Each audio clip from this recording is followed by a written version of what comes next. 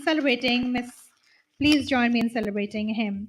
I would like to request the ushers to please come on stage with the stole. Oh, it's done. Thank you. With great honor, we are glad to announce the recipient of Global Naturenomics Puroshkar, Sir Partho Sarathi Das Gupta. Born in Dhaka, Bangladesh in 1942, Professor Sir Partho Das Gupta is the Frank Ramsey Professor Emeritus of Economics at the University of Cambridge. Sir Partho is the son of noted economics Amiya Kumar Das Gupta, who was a lecturer in economics at Dhaka University between 1926 and 1946. His maternal grandfather was a prominent lawyer in Dhaka, which is where Partho's mother was born.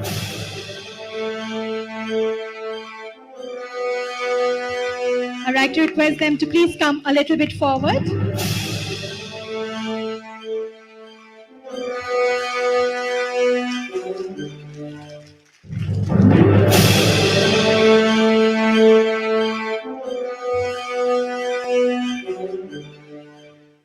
I would like to kindly request His Excellency Ahmed Kaikos to say a few words on this occasion. Thank you. It's been an honor to be present here, especially handing over this. I think we can. Okay. It's been an honor. I really thank Mr. Ranjit Vartakur for giving this such a magnificent opportunity to hand over this award. I believe is a little feather on his hats because Sir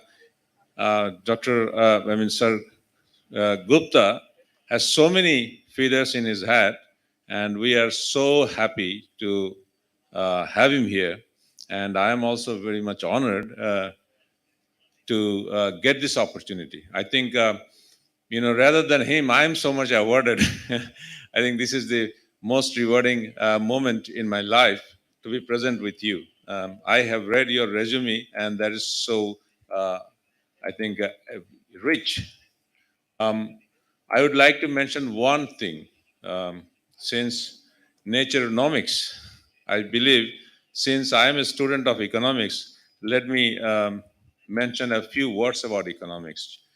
I think we are talking about ecology. I don't understand that much about ecology, so I understand a little bit of economics.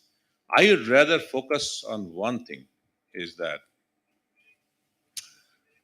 if we can reduce our, consumption pattern, that will also save the earth a lot. I don't think that because of our market economy and consumer products, we have been actually creating artificial, which we call, in economics, this term we use is, I just forgot, is the exact word is not coming to my mind right now, is conspicuous consumption. So if we can look after that, let me give you one example. When we grew up, we just have a living room, but everywhere now you have two. One is the family room, where you spend most of your time, but there is a formal living room, and you actually have your relatives or friends probably once in a year, and that is where you most spend so much money on that. So apart from that, since I got this opportunity, I just wanted to draw your attention so that in totality, since I am moving to the US in a couple of days, when I'm packing, my wife and I both realized, why did we have so much things at our home, which actually we did not use much? So I think that will also save the nature. I don't want to actually bother you much, because I think I am the least educated person in this room about this subject, but I thought that this is something I should point it out. Thank you very much. Thank you And so much, thanks sir. to the Balipara Foundation. Thank you so much, sir. You may please take your seat. Sir, I would like to request you to stay back. I would like to take a moment to actually say a few words before your lecture. So, at this moment, when we bask in the inspiring work and words of those on the ground that we honor, we would like to remember one of our old friends, Mr. Rabindranath Barthakur, an inspiration whose quiet and steady diligence towards environmental stewardship made him a legend in eyes of many. On this special evening, it would only be right to honor Sri Rabindranath Barthakur, who laid the stone for the foundation of the Balipara Foundation at his residence in Guwahati in the year 2007. Tonight, we honor him with great pleasure. May I please ask Sir Parthodas Gupta to inaugurate the 10th Rabindranath Barthakur lecture with a few words. Sir, may we have you here, please?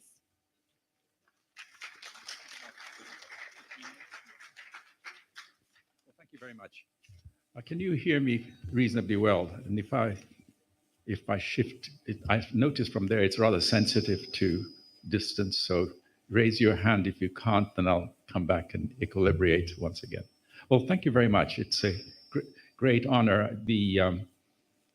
This is, you may not know, this is particularly moving for me to receive this award here, because I'm receiving it at my hometown. I was born here.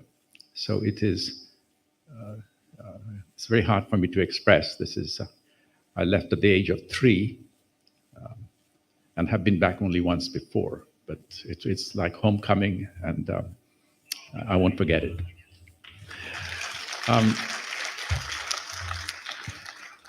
Now, if such a meeting were to have been held 20 years ago, that even as recently as 20 years ago, the discussion would have been vastly inferior. It is quite remarkable to me at my age now to see how fast people of real distinction sitting here who were on this podium a few minutes ago have developed a language which far exceeds that our earlier generation of leaders were, even 20 years ago, 30 years ago. 20 years ago, I basically, my remarks on these matters to friends in the Indian government were met with very polite silence. And that's not restricted to government officials. My own profession has been extremely backward, and I want to speak to that. A great deal of my work over the past 40 years, the central thrust of my work has been to accommodate nature into economic reasoning. Now, that sounds easy to accomplish in some sense, but in another sense, and it is in one sense an obvious thing to do, you've got this incredibly rich capital asset of which we are a part. We're not external to it. And I want to come back to that point. And yet it finds no expression in economic models. And when I say economic models, I mean not only the models that we teach in university departments, but the models that governments use for making projections, forecasts, and base their plans on. Because we remember, we teachers are the source of most of the problems, because today's decision maker were yesterday's students, and tomorrow's decision makers are going to be today's students. So if we get this wrong in economics, then all hell breaks loose, and that it has happened. And it continues to happen. It is, to me, for example, given the context in which we are talking today, that ministries of finance do not have ecologists in their payroll, in their offices. Why? You wouldn't have a ministry of industry in which you don't have a single engineer on steel or something. It seems very natural. And I'm beginning to think there is some hope that will happen. Certainly in the UK government, my sense is that there will be some ecologists hired in the Treasury, largely because the Treasury feels important to me. They asked me to write the review, which was mentioned, and the review was accepted by the Treasury, and the Treasury has been extremely supportive of the review. Okay, so that's the background. The background is one in which nature has played no part in economic modeling. Think of all the growth models that have shaped your understanding of what lies ahead, and you don't find nature there. How do you bring this up? And I want to spend the next 10, 15 minutes talking a little bit about the way we need to change the grammar. And the grammar has changed. It's really a dissemination act I'm now doing. The grammar has changed. It's available. And I want to use this occasion to first point out the direction in which we need to rethink, and some of us are rethinking, and that its implication for day-to-day thinking about the world. That's extremely important. We mustn't think, it's a mistake to think of economics as one which is guiding economic policy at the center, at the level, top level of government. It's also the way we interpret what is happening to us and how we react to information that we receive. And I want to give you a couple of examples as we go along. Okay, in 2005, in a pioneering work, the Millennium Ecosystem Assessment distinguished two types of services and goods that Mother Nature offers us. And I want to be very brief about it because it should be quite easy to understand. The first, it called provisioning goods. And they include food, water, fibers, pharmaceuticals, timber, and of course, fossil fuels and the non-living material that are in use. Notice these examples are what we would call basic needs. We are looking at now goods that Mother Nature gives us as an offer, and we pluck it out of the system for our use, transform it with our human ingenuity into final products, which, when aggregated at market prices, is called gross domestic product. Okay? So these are the goods of immediate importance to us. And pretty much all the discussion on planning, at least during the time I was growing up and during my professional year, it's been concerned with provisioning goods. And the idea, it's really the importance of this is of identifying it in that form, is that the entire literature on the economics of climate change has been built around it. We've been thinking about provisioning goods. How do we, the sources of energy?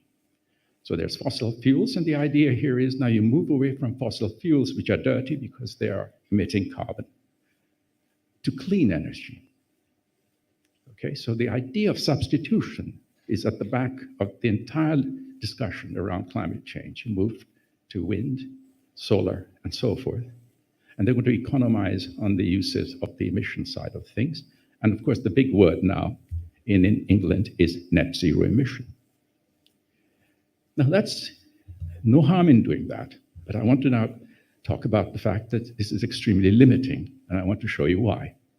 And why it's limiting and how it's dangerous to think in terms of substitution at that level. This is not to deny the importance of net zero. It's just that huge amount of further thing has to be added. Because the Millennium Ecosystem Assessment also talked about a second kind of service, I'm going to call now, that Mother Nature offers us. And those services include climate regulation, the regulation of the climate, the cycle, soil regeneration, decomposition of waste, nitrogen fixation. It can go on indefinitely. The list is huge. About 40 or so were listed there, and that's an undercount. Notice these are services which are the backbone of the provisioning goods that are supplied. Okay? In economic terms, we would call them primary product, the primary sector, if you like. The sector which is, if you call it a sector, it's producing the services, it's generating the services which enable food to be produced, trees to grow, water to be cleansed by natural processes, and so forth. Okay? Because now cleansing of water is also one of those primary services, namely maintenance and regulating services. And my attention in my review was to move away from provisioning goods to understanding the characteristics of regulating and maintenance services, because it's there that we need to focus our attention on. Two things crop up immediately when you think about these services that I've just now mentioned. First, they're often invisible, and the processes that are leading to giving the rise to these services are invisible and silent. Think of what's going on under our feet in the soil, deep in the soil, the fungi that are breaking down, creating this incredible factory which is generating the trees and the water supply and so forth. Okay? They're invisible and silent, which means what? Which means institutional settlements on these are going to be very hard. Because what we observe of their activities is not those activities underground or in the oceans, but their manifestation, namely the provisioning goods. Trees wither if they don't have enough water or if they're poisoned. And so you have to work backwards from what you observe to what you don't observe. Okay? And of course, the second thing is that Mother Nature is very mobile. And that mobility is what we have been discussing this afternoon here, because it means the more pressure we are putting on to the provisioning services, then the more interconnected the world is, and therefore decentralization has serious problems. Okay. The second thing about maintenance and regulating services, and that's of the keyest, really that's something that has cropped up in these discussions, is that they are complementary to one another. They're not substitutes. You can't say I'm going to have better climate regulation, but I don't care about what happens to the soils. That's not going to happen. If you can't manage the climate, you're going to have pressure put on the soils. And if you don't manage the soils, because you're destroying the soils, it's going to have repercussions on the climate, and vice versa. Of course, the rainforests and climate are the contemporary examples of complementarities, that one is going to affect the other adversely. Now, it's not that Mother Nature is a house of cards. She's resilient. She has withstood long before we were even thought about. We are only a couple of 100,000 years old, but the fact is we are so clever now, we could turn Mother Nature into a house of cards if we wish, and that's exactly what's happening if we think in terms of 3 degrees, 4 degrees, but that'll be like a house of cards going, okay? So that's the class of problems that we really need to solve, and my review was really directed at seeing how to handle this. And I want to conclude with a couple of examples that I began.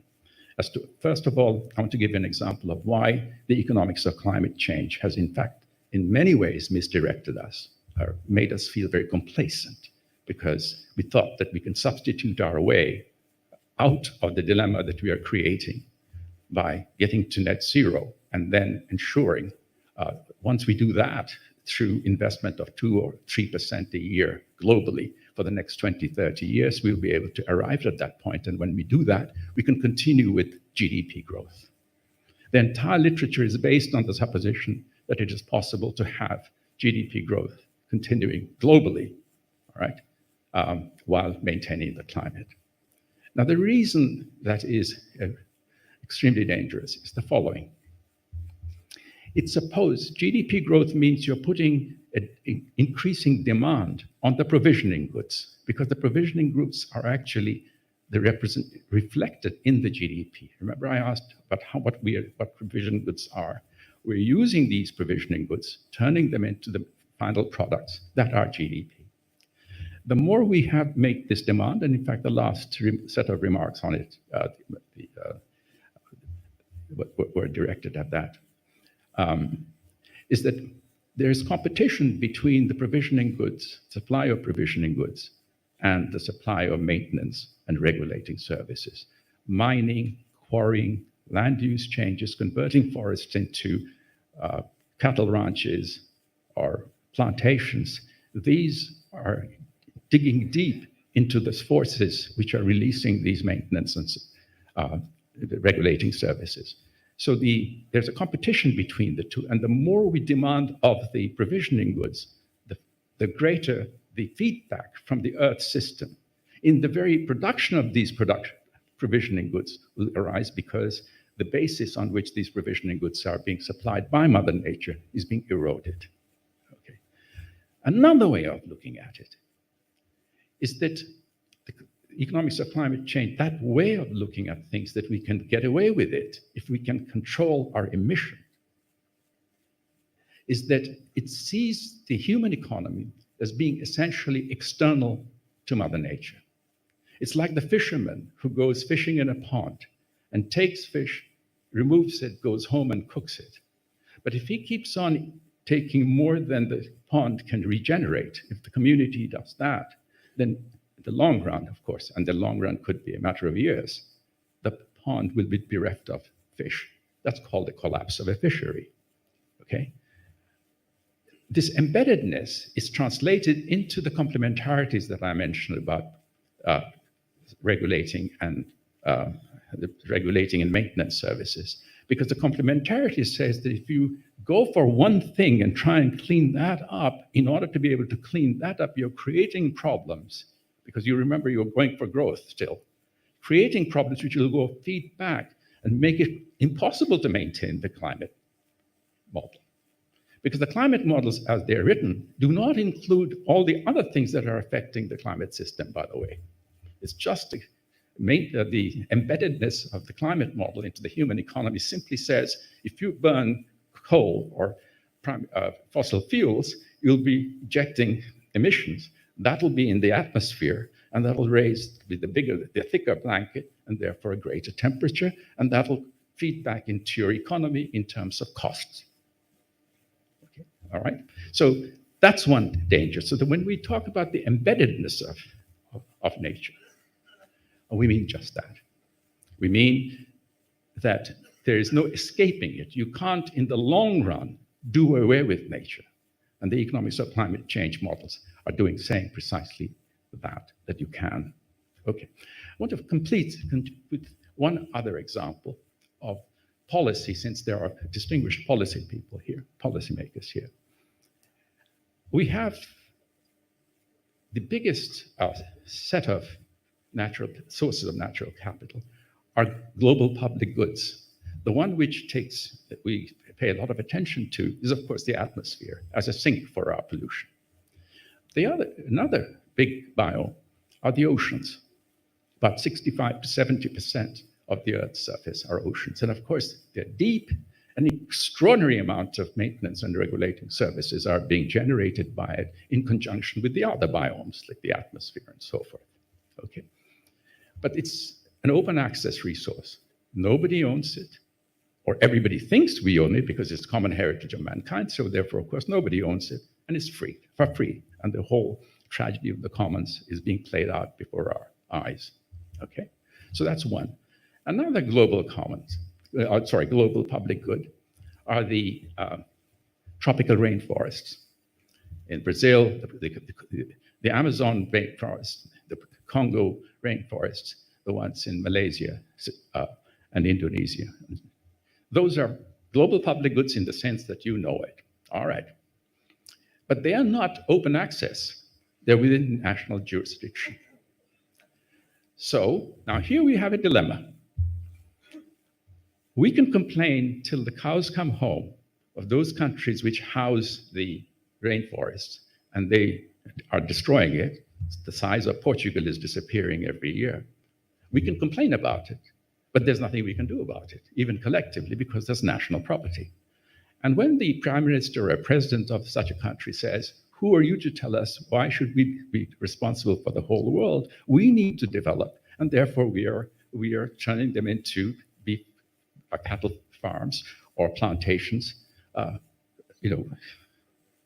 That's our business. And of course, that's where the conversation stops. We say they're immoral or they're not considerate and so forth and so on. There's nothing to be done about it. What would an economist say to this, both these twin situations? One, they would say, well, we should be charging for the use of the global commons, like the oceans. And the second thing would be, why shouldn't the rest of the world pay collectively to these countries which house the forests to protect them? Okay, it's like payment for ecosystem services, which is now becoming very common at the national level, community level in the world. In my review, I did some crude calculations. We are looking at the oceans through which open seas, across which something like $1 trillion of merchandise are shipped every year.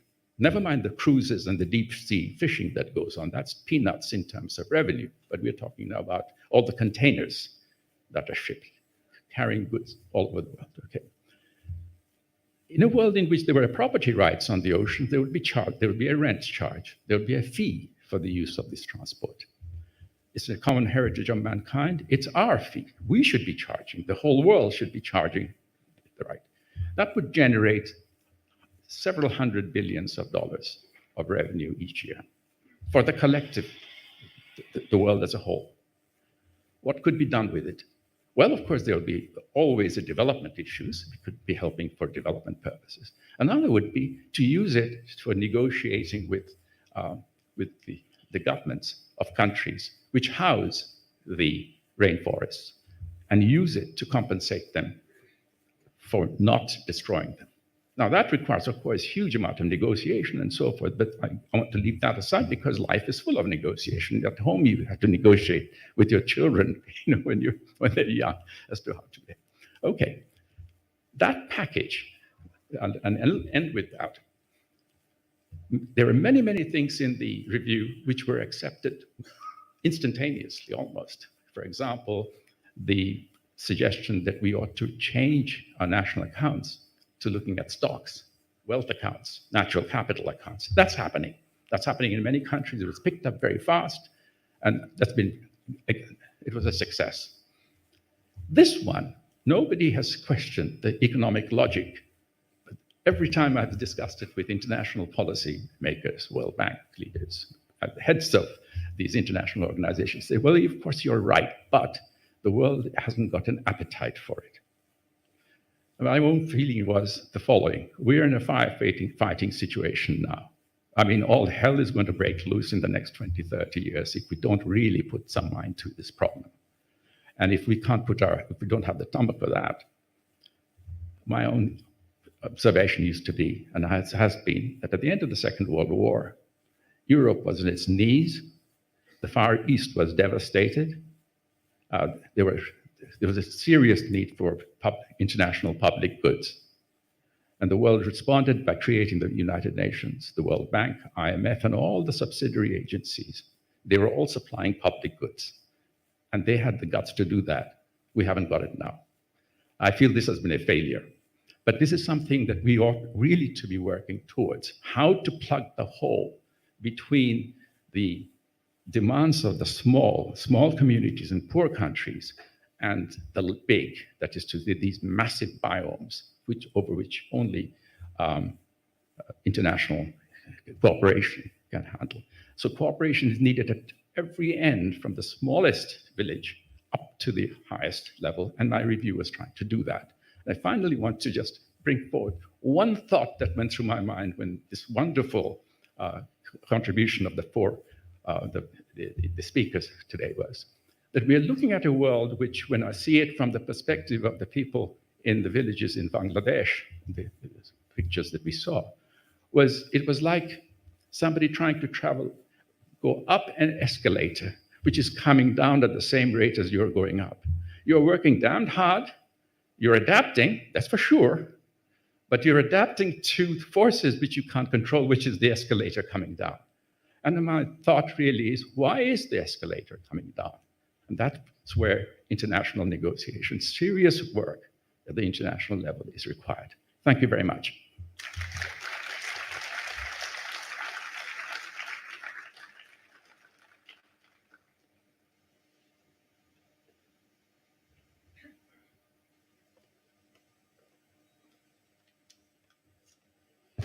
Thank you so much, sir, for your wonderful lecture.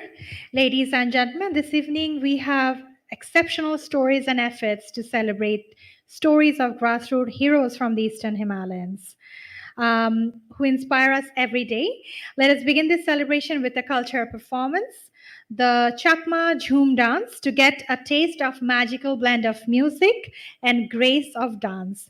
The Chakma community boasts a culture rooted in the traditions and rites that go back generations. From the colorful attires they weave in their looms and the ethnic jewelry the women wear, to delectable dishes that are served as their meals. They collectively add color to our national identity in more ways than one. Let us please enjoy the colorful performance by the Chakma Jhoom dance.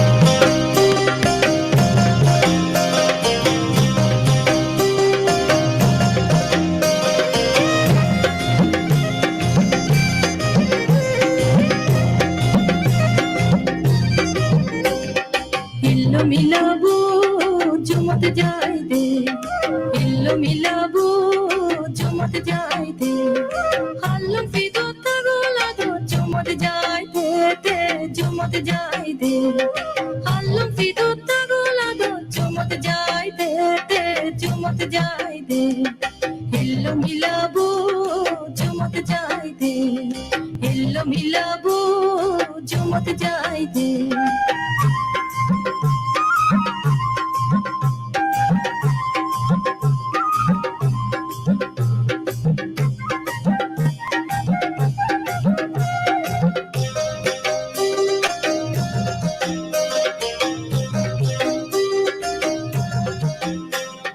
Jade jade podatun pichu firisa Suju bolon degi hai dot bukko ta juro Jade jade podatun pichu firisa Suju bolon degi hai dot bukko ta juro Manot loilete uri uri ade de jumot jai de Manot loilete uri uri ade de jumot jai de Hillo milabu jumot jai de Hillo milabu jumot jai de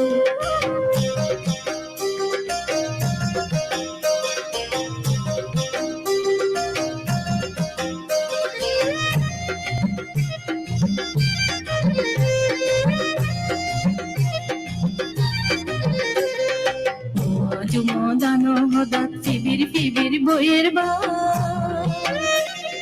Sigon fekun gute boyne dan pagana Jumodano hodat fibir boyer ba Sigon fekun gute boyne dan pagana Hilo milabu badal madi sigon fekun daba Monogarat sabat boyne ubo git gai Hilo milabu badal madi sigon fekun daba Monogarat sabat boyne ubo git gai Melan gele sajne ole gorot fire de Melan gele sajne ole gorot fire de Hillo milabu jumot jai de Hillo milabu jumot jai de hallum fi dutta gola do jumot jai de jumot jai de hallum fi dutta gola do jumot jai de jumot jai de Hillo milabu jumot jai de Hillo milabu jumot jai de Hillo milabu jumot jai de Hillo milabu jumot jai de Hillo milabu jumot jai de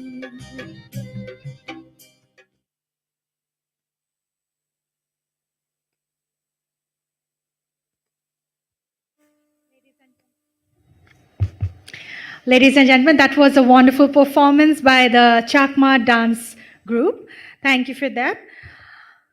We move ahead now with the much awaited Balipara Foundation Awards 2022. We would like to take this opportunity to thank our partners, Tata Steel Foundation, for their unstinting support over the years and enabling our forum and Balipara Foundation Awards to reach the new heights. We thank our Naturenomics supporters, Bonayan International Finance Corporations, Kinder Electrics, Himalayan Kotari Foundation, Multilateral Investment Guarantee Agency, the World Bank Group, Tata Motors, Unilever, Tata Steel Foundation, Standard Charter, Tata Consumer Products, and Transcom. We are grateful for the support of our knowledge partners in enriching the content of this agenda. Acumen, Ahsoka, Aspen Global Leadership Network, H-3, Behind the Ink, Circular Bioeconomy Alliance, Center for Bay of Bengal Studies, Development Alternatives, Earth Analytics, EFI, Friendship, G-Stick, Nature Needs Half, Sanctuary Nature Foundation, Youth Policy Forum, World Resource Institute, Tata Trusts, SABF, Rewilding, Wellbeing Economy Alliances, Reforestation, Wildlife Conservative Trust, IUCN, PRISM, FAO Mountains 2022, Club of Rome, TERI, Niti Aayog, Navdaya, Independent University of Bangladesh, Nehu Shillong, Dhaka University, and International Council of Circular Bioeconomy. So without further ado, I would like to move on to the second award of today's evening. It will be a great honor, and it's my opportunity to announce the recipient of the the Rural Future Rewilding Award, an award to be accorded to an individual for their outstanding contribution to preserve, restore, and sustainably manage forests, thereby supporting local communities, rural livelihoods, women, youth, and the environment. May I now request Dr. Aisha Dasgupta to come on stage and honor the recipient of the Rural Futures Rewilding Award. Dr. Dasgupta is the Demography Advisor at the UK Foreign Commonwealth and Development Office in Nigeria. Can we have her on stage? Thank you. You may stay on the middle of the stage, ma'am. On the middle. Thank you.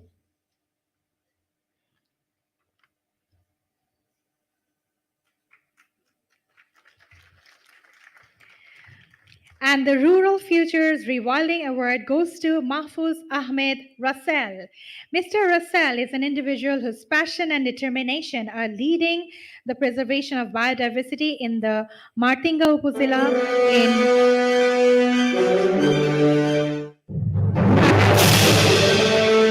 H-3, Bangladesh.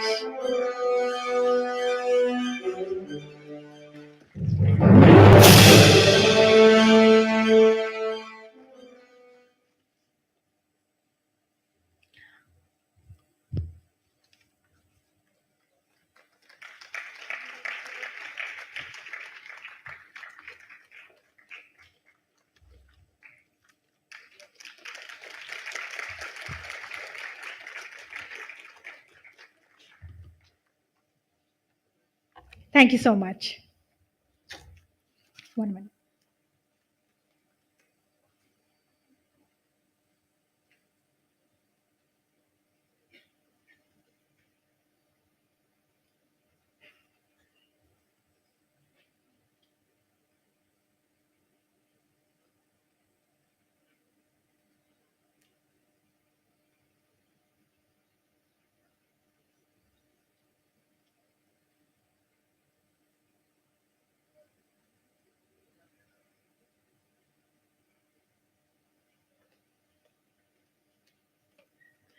So sorry for the confusion. May I please request our award winner, Mr. Russell, to come on stage and say a few words, please. Round of applause for him once again. Can we have a microphone for him?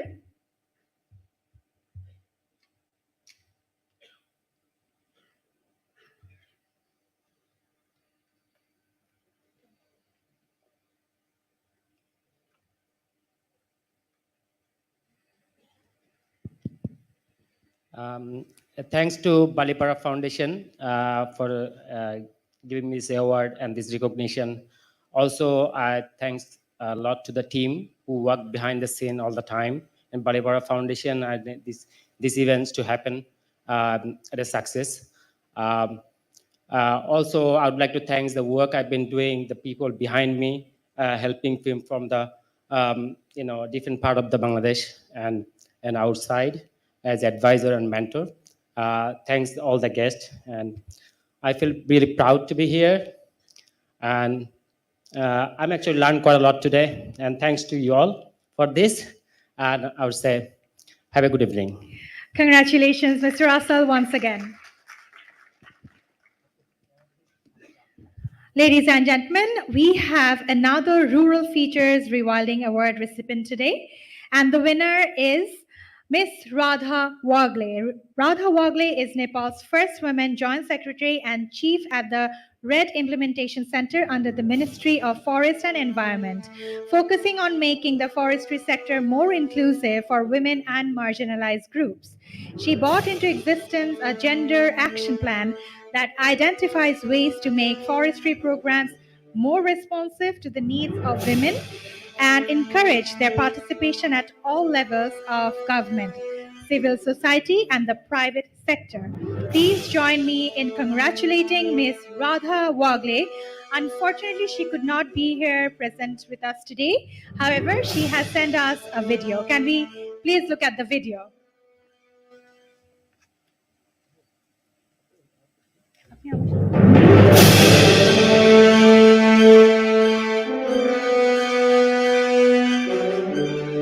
Hello everyone, this is Radha Wagle from Ministry of Forest and Environment.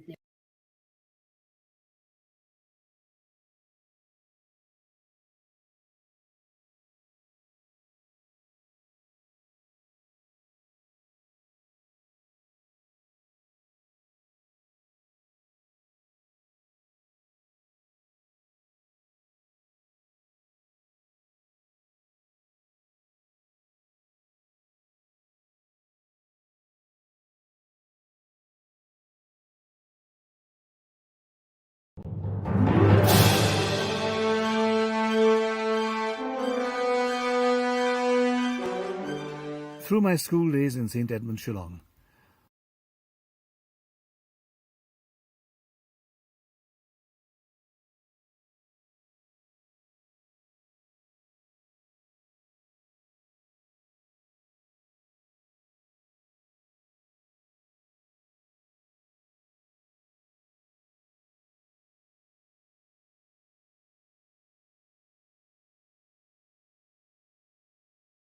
Foundation's previous work, and I am very happy to know that Foundation has been working in the field of flora and fauna conservation in the eastern Himalayan region. And I was so glad to know that the work has been done by the foundation. And I wish the foundation success in future. And I am very excited because this is my first ever prize in the field of conservation, and even for the women empowerment sector, I am so proud to have this award, and that award definitely empower me to work better in future for making the gender just world, and for bringing the women's voice and marginalized voice in the mainstreaming of development and conservation for the benefit of nature itself and for the benefit of people. And thank you once again, Palipara Foundation. Thank you so much.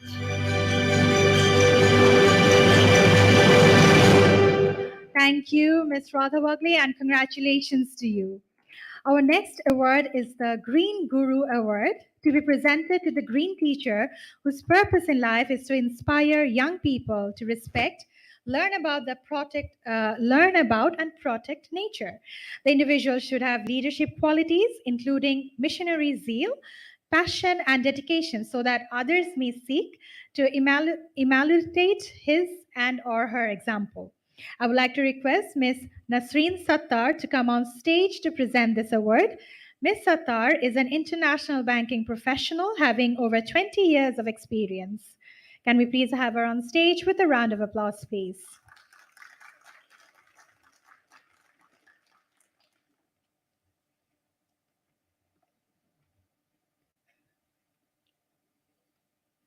Thank you, ma'am. In the middle of this.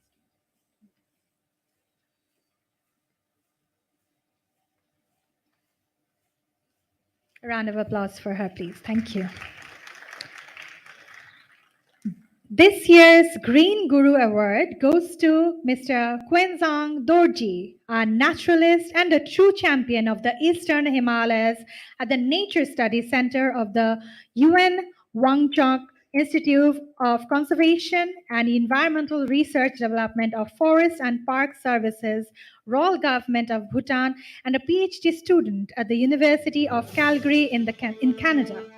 Prior to this position, he was working as a park warden at Jimeng Singye Wanchang National Park, as an instructor and researcher at Wanchang Institute for Conservation and Environmental Research. He is also a special faculty at the Central Washington University, United States, where he continues to co-teach faculty-directed field school programs. In the year 2015, Quenzang went to secure funds from World Wildlife Fund and EFN. Through his grant, he went to train more than 100 field foresters on how they could continue to build on research and knowledge around smaller mammal species in Bhutan. His conservation and research efforts had been pivotal in increasing focus on neglected species, particularly rodents and bats. But I'm pretty sure you would love to hear from him, not from me, right? So I would like to request him to say a few words.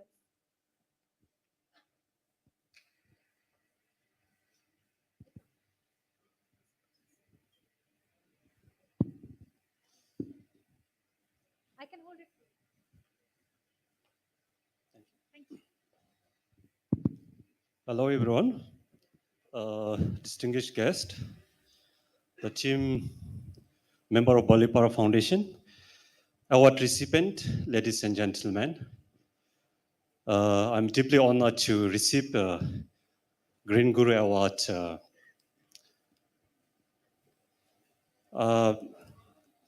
I personally dedicate this award to my teachers who made me capable to share my knowledge with my field colleagues.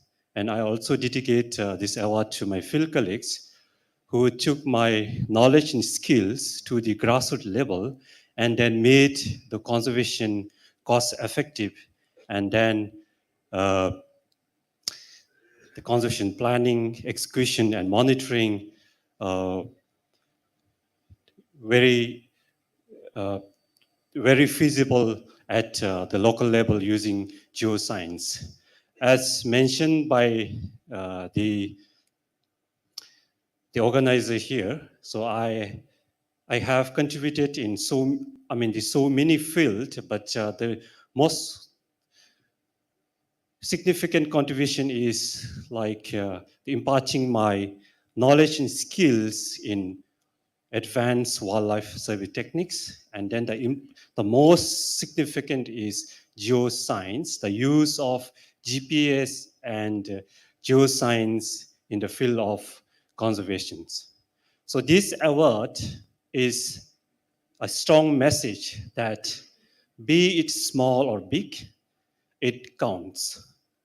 And then you will get recognized one day, and then the message is that do not stop doing something in your life. I would like to personally thank Balipara Foundation for this reward, and then I would like to wish Balipara Foundation team in realizing your Vision 2023, that is involving 30,000 people to plant 10 million trees and investing 10 billion natural natural capital. Thank you so much.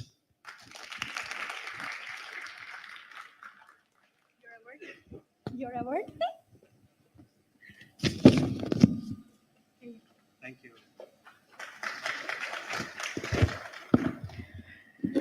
Thank you so much, and congratulations to Quenzang Dorji once again. Our next awards category is the Green Legal Award. This award is presented to an individual who wields judicial systems to ensure the rights of nature. Those who ensure legal protection of the environment.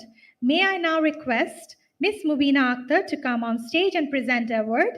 Ms. Akhtar is a lead in legal and external affairs with over 27 years of experience in the legal profession. With a round of applause, can we have her on stage, please?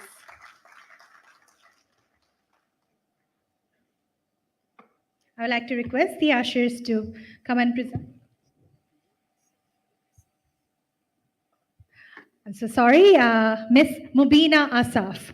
Can we please request the ushers to come on stage and present the stole to our presenter?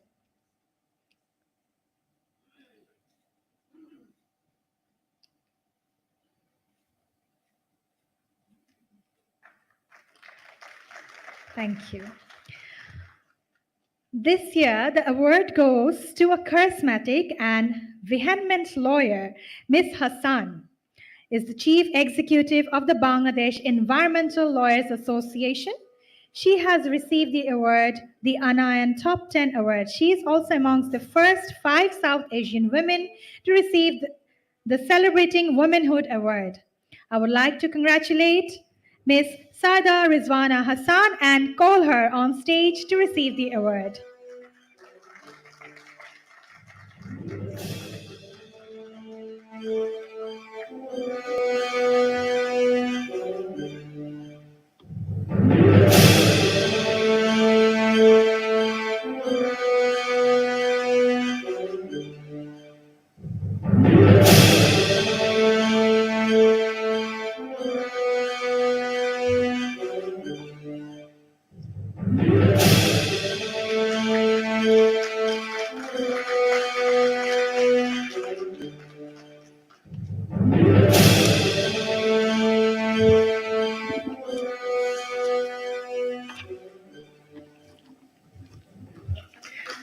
Congratulations, ma'am. We would very much love to hear a few words from you.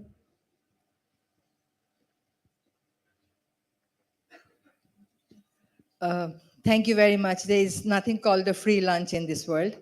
Uh, we'll have to be speaking, and for a lawyer, it's always a pleasure to speak. That's what brings our bread. See, this very slogan of Balipara Foundation, that environment is economics, is something all environmental justice advocates, climate justice advocates, nature lovers would hold very close to their heart. But this is a value that proves very difficult for us to sell when we deal with our development aspirant policymakers. When we go to the court and tell the court that nature also has rights and we have to be defending those rights. There are organizations who give you awards because they have money or they like the good things that you do. But receiving an award from a foundation with which you share the value is something very different. So I'm very happy that I'm receiving it from a foundation with which I can connect immediately and with which I share my value. So in Bangladesh, we often hear that development comes first. We have the right to pollute because we have the right to develop. And then after we develop, then we take care of nature. The very fact that nature is also development and you can't sustain your development by destroying your nature is something that this whole saga of climate change is showing you. Whether you take lesson from it or you follow the same exploitative model of development is something that we have to decide together and today if we really want to leave behind a safe future for our children. Most of us want to leave our children with one flat, one house, one car, few mega projects, few foot over bridges, few flyovers, tunnels and airports. But we have to be rethinking this model of development because they'll be able to construct a flyover. They'll not be able to build up or regenerate a forest. They'll not be able to create a river. They'll not be able to create a hill ecosystem. So let us not destroy in the name of development what we cannot create for our future generation, and that is so important for them and for their survival and their well-being. I thank Balipara Foundation for giving me this recognition. Thank you very much. Thank you so much, ma'am. Thank you for your wonderful words. I got the opportunity to present all the awards once again.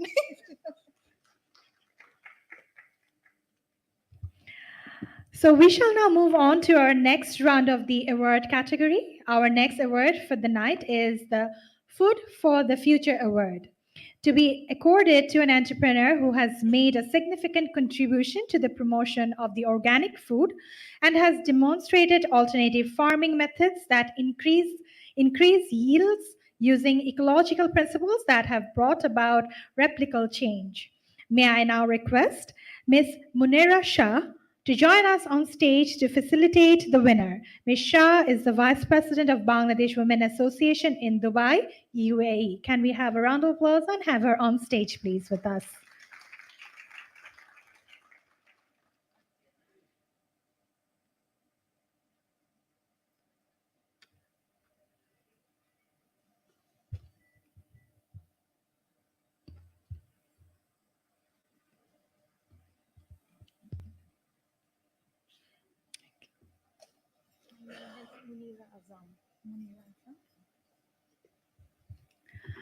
Ms. Munira Azam. Thank you.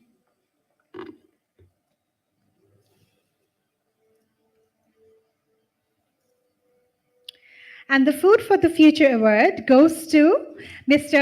Delawar Zahan. Mr. Zahan and his peers, mostly students of the Mass Communication Department of Chittagong University of 2004 batch, launched the Prakritik Krishi Biponno Kendro to address issues related to Bangladesh's rural communities.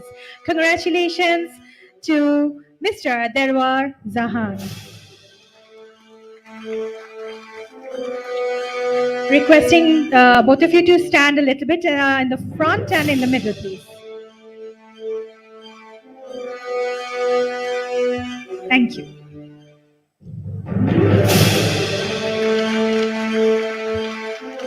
Thank you so much. I would like to request our awardee to share a few words, please.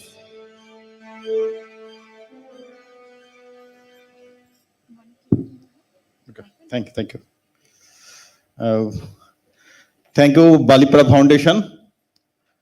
আর এই আমি বাংলায় বলছি, এই পুরস্কারটা আসলে মানে আমরা যেসব কৃষকদের সাথে কাজ করি বাংলাদেশের, যেখানে কৃষকদেরই প্রত্যাশা ছিল, দাবি ছিল যে নিরাপদ খাবার উৎপাদন হয়, মানে নিরাপদ বলতে শুধু মানুষের না, মানে সব প্রাণের জন্য, মানে যে খাবারটা উৎপাদিত হবে সেটার জন্য সব প্রাণের জন্য উৎপাদিত হবে, মৌমাছির জন্য, পাখির জন্য, অন্যান্য যত প্রাণী আছে, এমনকি মাটির গভীরে যারা বাস করে তাদের জন্য যেন নিরাপদ হয়, এরকম খাবার তারা উৎপাদন করে। সেই খাবারটাই আমরা চেষ্টা করি যে একটা লাভজনক বিপণন পদ্ধতির মধ্য দিয়ে ঢাকায় বিক্রি করতে। এর পাশাপাশি আমরা যেটা চেষ্টা করি যে কৃষকদেরকে, এই ধরনের কৃষকদের যে আদি জ্ঞান আছে এবং পৃথিবীর নানা জায়গায় বিভিন্ন প্রান্তে যে কৃষকদের হাজার বছর ধরে তাদের যে জ্ঞান আছে সেগুলোকে কাজে লাগায়ে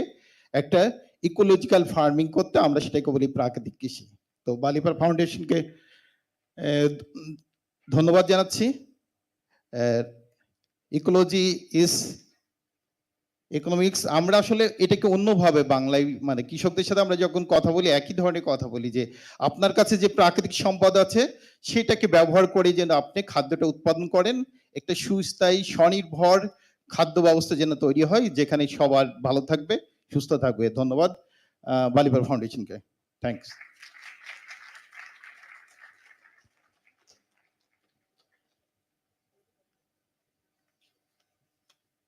Thank you so much, and once again, congratulations to you. The next award is the special award that we have the privilege to announce, the Bangladesh Lifetime Achievement Awards. May I please call on stage Pravedas Gupta, please. Praveen Banerjee. Yes, can we have him on stage, please?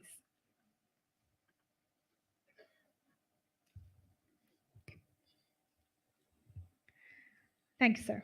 Please. Center of the stage. Thank you. May we have the stole, please?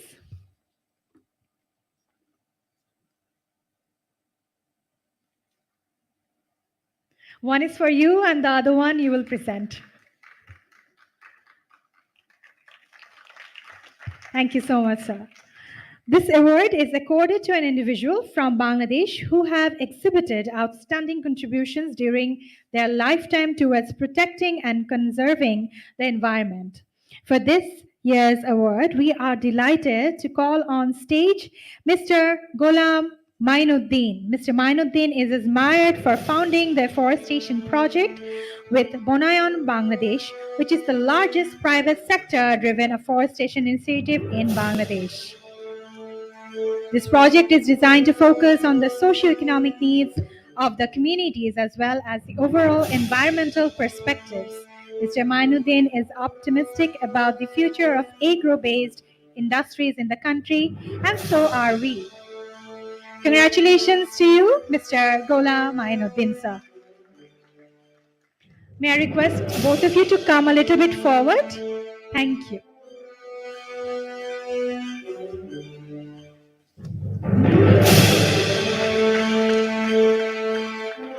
Thank you so much, sir. May I request you to say a few words, please?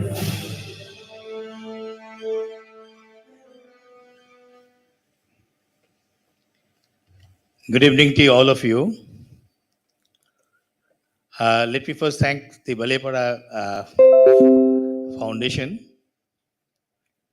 to offer this award to me and to my organization.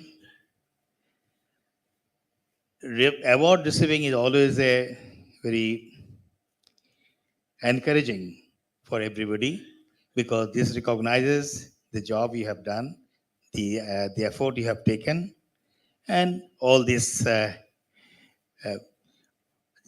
In fact, this journey started 40 years back with a small number, 100,000 pounds every year. Now we are planting every year 5 million trees. 5 million trees we are planting every year now. In areas like Kush area or other areas in Bangladesh, most 16 districts of the Bangladesh, including Chittagong Hill Tract, we are planting these trees. We are trying to combine these trees. One is a forest trees, one is a medicinal trees, one is a group of a fruit trees. The three together, which is the principle of our government also, to really plant these trees in this kind of modalities. We have been recognized by our government till to date 6 times. This is as a first prize on the afforestation program. So again, this is another one we have received today. I think it's another feather in our cap. And frankly, I just want to dedicate this prize to our government because they have encouraged the forest department, the farming community, those who have planted the trees, and the employees, those who have really looked after the trees. Because we do a survey every year after the plantation, this how much is the mortality rate? Because we want the mortality rate to be over 90%. That should be our objective sort of there. And this is how the whole thing should really go about everything. And again, I would like to thank Balevar Foundation for really giving this award to us. And we are thankful to them. We are grateful to you. And I'm sure this is going to encourage us more in this direction of protecting the nature. And I think we started when you started it. I think let's start it without looking at who recognizes and who doesn't recognize. This is our social responsibility to go forward with this job. So 40 years is a long time. I think we have planted millions of trees into the whole country. One of the most important thing I see sort of when I see every now in the village sort of they are now trying to raise nurseries. There's the awareness has been created. That was our job. And this awareness has become very important because everybody is now inspired to really plant trees into the wherever they have got the spaces in the homestays or in any places on the river side, on the on the canal bank side, road side, and then the railway track side. I think this is becoming a revolution in the sense that people have really very much encouraged and they are really planting trees in different places. So let me thank you, all of you here who are present here and recognizing us. And thank you once again for all the Balibara Foundation for their effort and their recognition. Thank you, Thank sir. you. Thank you, sir. And once again, congratulations to you. And thank you for supporting Balipara Foundation. Let us now move on to watch the people who work day and night protecting our forests and wildlife. We move on to the Forest Rangers and Guards Awards for today. The Forest Rangers and Guards Awards celebrates forest staff of Forest Administration who have demonstrated exemplary service by going beyond the call of duty to protect and preserve the rich flora and fauna of protected areas, national parks, and reserve forests across the eastern Himalayas. May I please call upon stage Mr. Bittu Sehgal to come to present the award. To the people known to the world of conservation, Mr. Sehgal needs no introduction. Mr. Sehgal is an environmental activist, writer, and the founder of Sanctuary Nature Foundation, an Indian non-profit conservation organization that works on environmental policy, advocacy, science, on-ground support, and habitat management. Thank you so much, sir, for coming. May you please take the middle stage. Thank you. May I request the ushers to come on stage and present the stole. A round of applause from the audience, please. Thank you. Lovely. This year, we are fortunate to have two winners in this category. That's amazing. And the first award in the Forest Rangers and Guards category goes to Mr. Prem Kumar H-3. Mr. H-3 is a forest guard who works for the Department of Forest and Environment, Sikkim, India, having completed his MS in zoology from Sikkim University. Congratulations to Mr. H-3.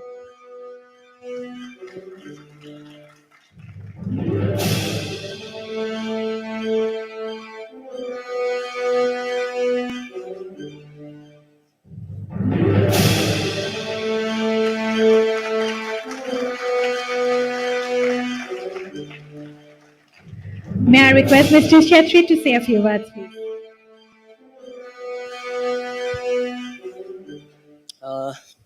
Hi, namaste. Myself, Prem H-3 from the northeastern state of Sikkim, India.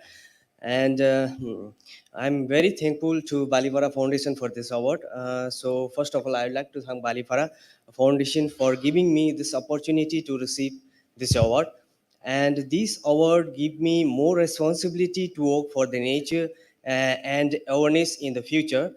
So now I'm working as a forester on the Barapathing Territorial Range, Sikkim, and I'm currently engaged with various conservation related work, including documentation of high altitude floras and fauna. And my past work has been published in various national and international journals. And I'm also associated with the Sikkim Biodiversity Board for documentation and awareness about the people biodiversity register in the rural areas of Sikkim.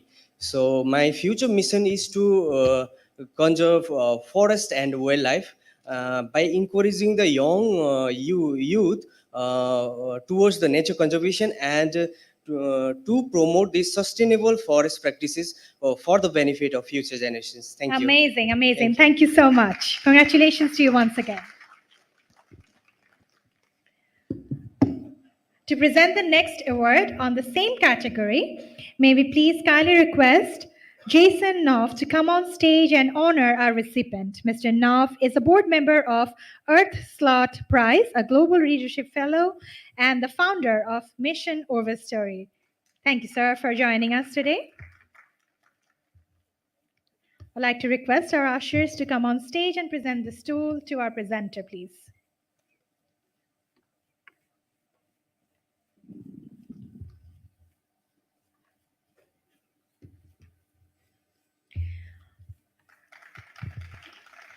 Our second inspiring individual in the Forest Ranger and Guards Award goes to Hauladar Azad Kabir. Mr. Kabir works as the ranger and officer in charge of Karamajal Crocodile Breeding Center and the Karamajal Batagur Boksho Breeding Center.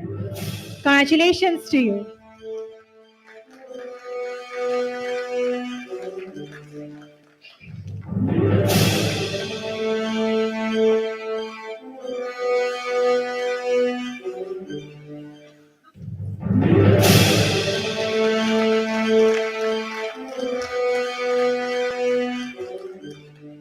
So would you like to share a few words, please?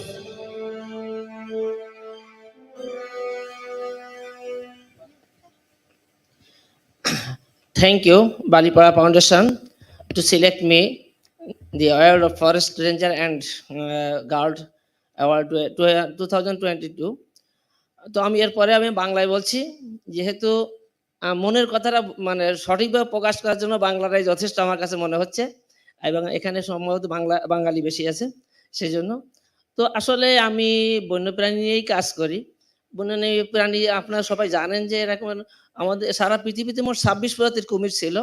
এর ভিতর বাংলাদেশের 3টে প্রজাতির কুমির ছিল, Mars crocodile, ঘড়িয়াল এবং লবণ পানির কুমির। কিন্তু মার্স ক্রোকোডাইল এবং ঘড়িয়াল কিন্তু আসলে আমাদের বাংলাদেশের ওয়াইল্ড থেকে বিলুপ্ত হয়ে গেছে। এখন আছে শুধুমাত্র লবণ পানির কুমির, তাও আমাদের শুধুমাত্র সুন্দরবনেই আছে, যা অনেক অনেক জায়গায় ছিল। কিন্তু এখন এই যে আছে মানে বলতে একেবারে সংখ্যা কমে গেছে। এই সংখ্যাকে বাড়ানোর জন্য করমজলে প্রথমে সরকারিভাবে একটি ওই কুমির প্রজনন কেন্দ্র করে তৈরি করা হয়, এবং সেখান থেকে আমরা বাচ্চা উৎপাদন করছি। লালন পালন করে যখন পরিবেশের সঙ্গে খাপ খায় চলতে পারে, তখন আমরা নদীতে অবমুক্ত করে দিচ্ছি। এ পর্যন্ত আমাদের করমজল থেকে প্রায় 500-রও বেশি বাচ্চা উৎপাদন করা হয়েছে। লালন পালন শেষে প্রায় 200-রও বেশি কুমির আমাদের সুন্দরবনের নদীতে অবমুক্ত করা হয়েছে। এছাড়া আপনারা নিশ্চয় জানেন যে সারা পৃথিবীতে মোট 300 প্রজাতির কচ্ছপ আছে। এর ভিতর একটা প্রজাতি কচ্ছপ খুব গুরুত্বপূর্ণ, তাকে বাটাগুড় বাস্কা বলা হয়। এই বাটাগুড় বাস্কা প্রজাতিটা মানে একটা সম্প্রদায় সহ তাদের উৎসবে এবং খুব ভক্তি সহকারে খাওয়ার জন্য আমাদের এই যে ওদের যে আবাসস্থল ভারত, বাংলাদেশ, মায়ানমার, এই দেশে এখানেই ছিল এই কয়েকটা দেশে।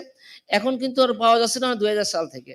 পরবর্তীতে দেখা গেল যে বিভিন্ন জমিদার বাড়ির পুকুর থেকে আমরা ফেনী এবং নোয়াখালী এলাকা থেকে 8টা কচ্ছপ পাই, এবং সেগুলো দিয়ে আবার আমরা প্রজননের কাজ শুরু করি। 2014 সালে আমাদের করমজলে আমাদের এই প্রজননের কাজ শুরু হয়। এ পর্যন্ত প্রায় 400 পরে বাচ্চা উৎপাদন হয়েছে ওখানে, এবং আমরা লালন পালন শেষে পরিবেশে আমরা প্রায় 62টা পর্যন্ত অবমুক্ত করতে সক্ষম হয়েছি। বাকিগুলো আমরা পর্যায়ক্রমে ছাড়বো। তার মানে আমি বলতে চাচ্ছি যে আমাদের এই যে প্রাণীগুলো একসময় আমাদের পৃথিবীতে ছিল, প্রায় বিলুপ্ত হয়ে যাচ্ছে, অনেক অনেক প্রাণী বিলুপ্ত হয়ে গেছে, এগুলোতে আমাদের সংরক্ষণ করতে হবে। আর এই যে সুন্দরবনে যে কুমিরগুলো ছিল, কেন চলে যাচ্ছে এগুলো? আসলে যাওয়ার অনেকগুলো কারণ থাকলেও বড় কারণটা হচ্ছে ন্যাচারাল ভাবে তাদের ব্রিডিংটা হচ্ছে না। ওদের যে যখন ডিম পাড়ে তখন কিন্তু ওই ডিমে এখন পানির নিচে চলে যায়। তার মানে জলবায়ু পরিবর্তনের ফলে পানির উচ্চতা অনেক বেড়ে গেছে। এই বেড়ে যাওয়ার জন্য এখন যখন ডিম পাড়ে তখন ওরা ডিমটা পানির নিচে চলে যায় আর বাচ্চা হচ্ছে না। যার জন্য আমরা আপাতত আমাদের এই মানে কৃত্রিমভাবে প্রজনন করে আমরা পরিবেশের সঙ্গে মোটামুটি সংখ্যাটা ফিরিয়ে আনার জন্য চেষ্টা করছি। তো আমাদের দরকার সেইটা হচ্ছে যে শুধু এইভাবে ফিরে আনলে কৃত্রিমভাবে সম্ভব না, প্রাকৃতিকভাবে ওর পরিবেশ সৃষ্টি করে আমাদের ফিরে আনতে হবে। তাহলেই শুধুমাত্র এই প্রজাতি দুটো বেঁচে থাকা সম্ভব। আমরা এগুলো নিয়ে কাজ করি এবং এর সঙ্গে রেস্কিউ করা অন্যান্য বন্যপ্রাণী নিয়ে কাজ করি। ইনশাল্লাহ আমাদের করমজলে আমরা কয়েকটা স্কেলিটনও তৈরি করছি, যার থেকে মানুষ এবং ছাত্রছাত্রীরা অনেক কিছু শিখতে পারবে। আপনারা সবাই দোয়া করবেন পরবর্তী জীবনে যেন আমরা এই বন্যপ্রাণী সংরক্ষণের জন্য সচেষ্ট হন সবাই। সবাইকে ধন্যবাদ। Thank you so much, and thank you for the passion for preserving the wildlife. Thank you so much, sir. অসংখ্য ধন্যবাদ আপনাকে এবং অসংখ্য কংগ্রাচুলেশনস আপনাকে। Our next award category is a special award remembering the late founder chairman of Transcom Group. one of the leading figureheads behind ethical business in Bangladesh, who worked tirelessly for creating social sustainability while maintaining the highest ethical and moral standards in the Eastern Himalayas. We would like to introduce, with great pride and gratitude, the late Latifur Rahman Naturenomics Award, an award in the name of an evangelist and an entrepreneur given to those who have worked tirelessly for creating social sustainability while maintaining the highest ethical and moral standards in the Eastern Himalayas. Through this award, our vision is to conserve the natural assets of Bangladesh and recognize ecological leaders who have dedicated themselves to preserving the rich biocultural heritage and our environmental crusaders of the Eastern Himalayas, preserving and restoring the natural assets. Ladies and gentlemen, we have a very special message from a very dear friend of Honorable late Latifur Rahman, a message from his school friend, Mr. Victor Banerjee. May we have the video, please?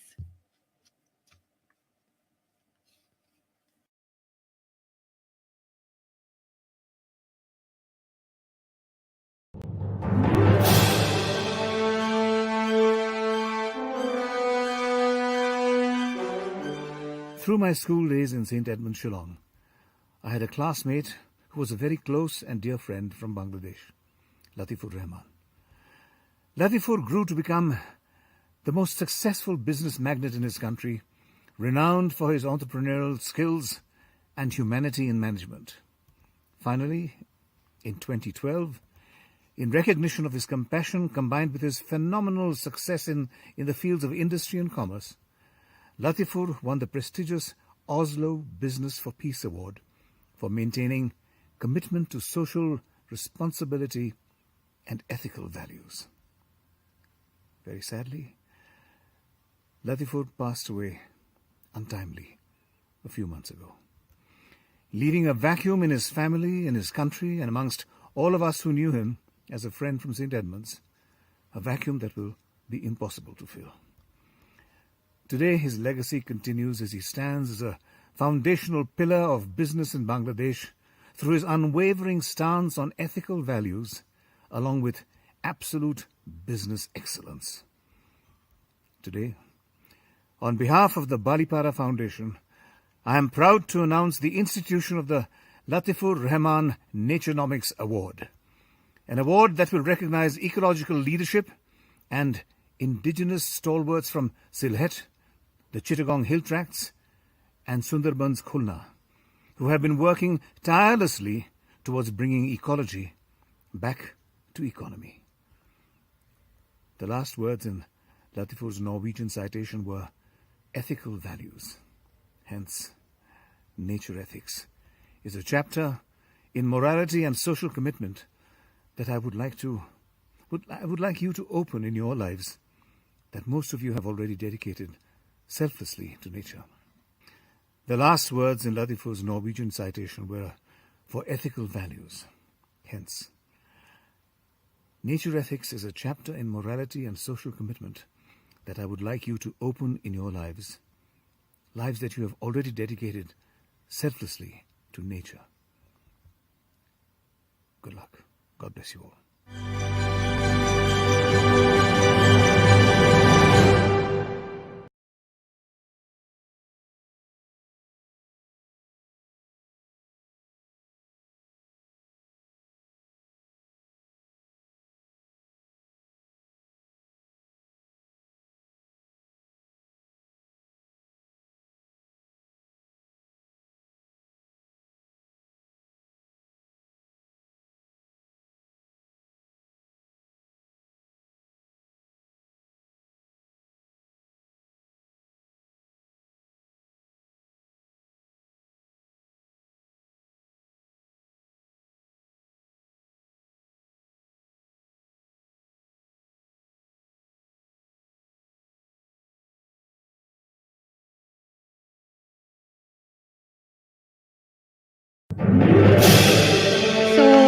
Thank you so much. The music is done for now.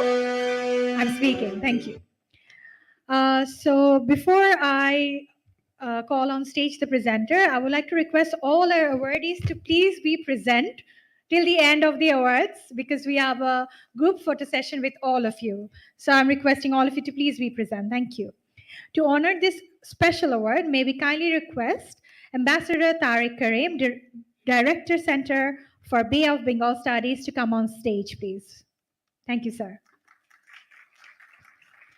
And I have to say it was a wonderful moderation by him. Yes? Thank you, sir.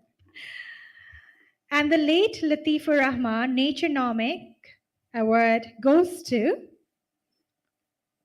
but before we would like to present him. Yes, thank you.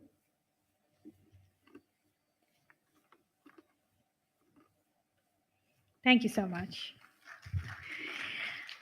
And moving on to the awards, and the award goes to Dr. M. Munirul H. Khan, a dedicated champion for the Sundarbans. Dr. M. Munirul H. Khan is a professor of zoology at Jahangirnagar University, Bangladesh, and a keen wildlife watcher and photographer. Amazing. Congratulations to you, sir.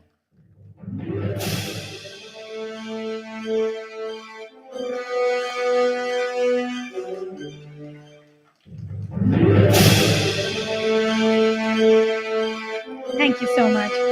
So I would like to hear a few words from you, please.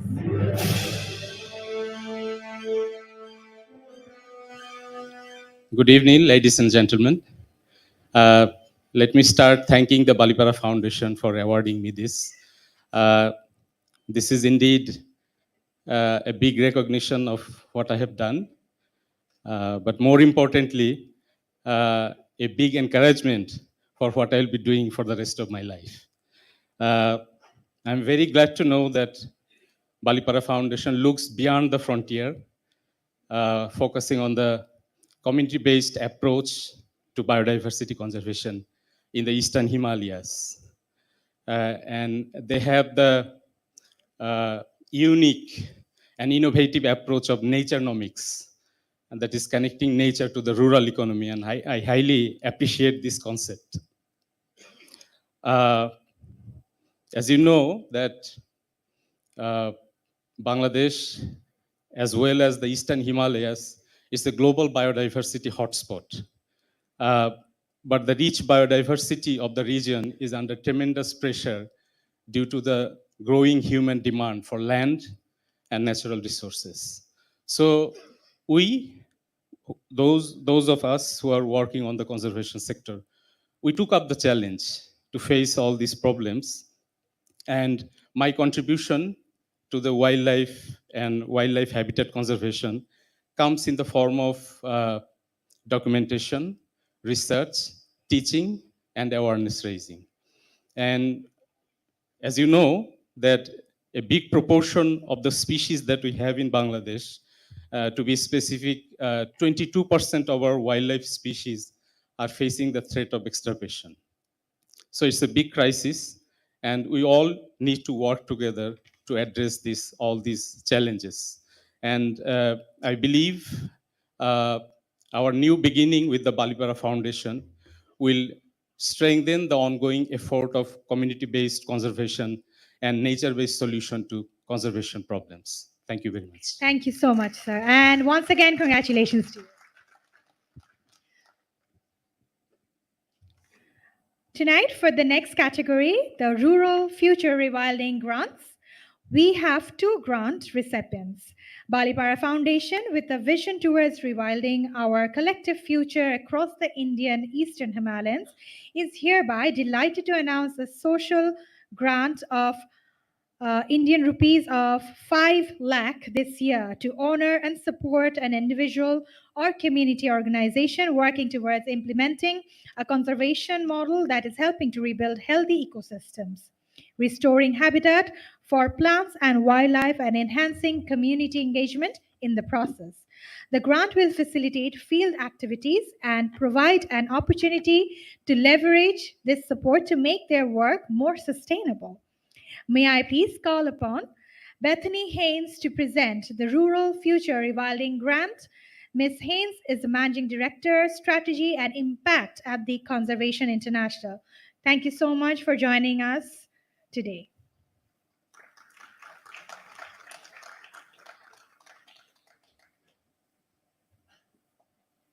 Thank you. May I please request the ushers to come on stage, please? Thank you.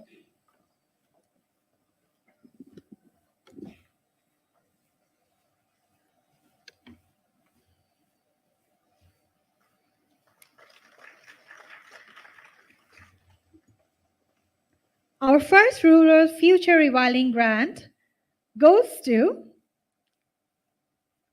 Miss Zainorin Stephen Ankang. I hope I said it correctly. No? Okay. Ms. Ankang is the founder of Hill Wild, an organization that works with the indigenous communities of Northeast India to eradicate poverty by elevating the incomes of farmers through entrepreneurship. A round of applause to you, ma'am, and congratulations.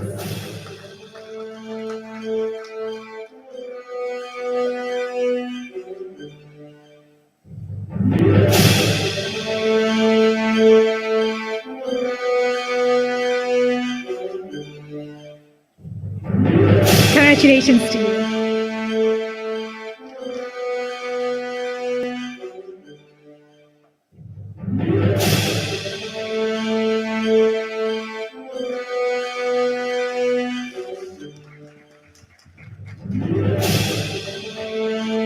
I'd like to request Ms. Ankang to please say a few words.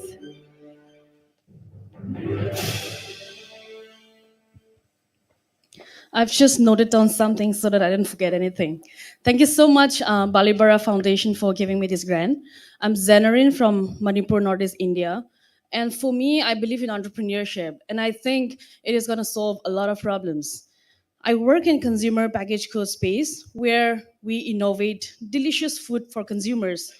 And this kind of product is fueled by indigenous farmers, where we highlight our indigenous superfoods. So while investing in one problem, which is solving livelihood, eradicating poverty for us, we are solving many other problems. We are solving food insecurity, agriculture systems, and climate change. So you invest in one and you solve three problems. We will be using this rewilding grant to rewild barren areas in my community to plant climate resilient indigenous fruit trees along with spices and vegetables. This will give birth to a new delicious consumer packaged goods, giving super healthy alternatives to consumers around India and around the world. Join me in my exciting journey of being a change maker, building communities, and solving problems. Thank you once again for this. Thank you so much, and congratulations to you once again. Now to present our next Rewilding Grant winner, may I please call on stage Lady Carol Das Gupta to present the award. Lady Carol Das Gupta is a retired teacher and psychotherapist with a special interest in children, adolescent, and young adult mental health. Can we have her on stage, please? Thank you.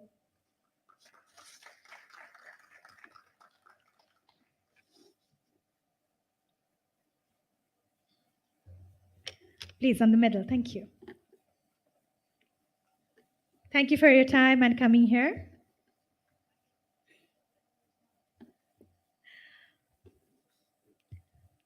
The winner for the Rural Future Rewilding Grant goes to Anoko Mega from Arunachal Pradesh. Please join me in welcoming him on stage. 10 years ago, when Anoko Mega first rescued a pair of hog deer fawns from a neighbor, he knew his love for wildlife would eventually turn into conservation action. So, a round of applause to him.